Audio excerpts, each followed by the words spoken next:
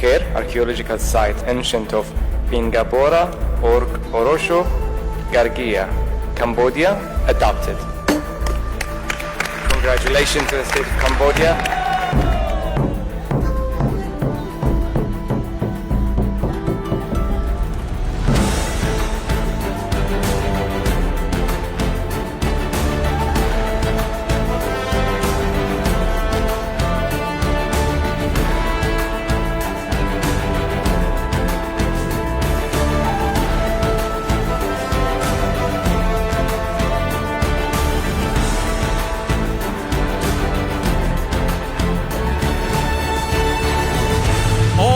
សាទរខួប2ឆ្នាំ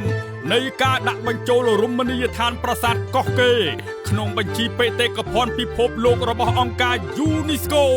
17 កញ្ញា2023 17 កញ្ញា 2025 ក្រោមទង់ជាតិតែមួយភាសាតែមួយខ្មែរជំនះតែងជួយស្គមធាត់សក់មកយ៉ាងគឺជាគ្រួសារ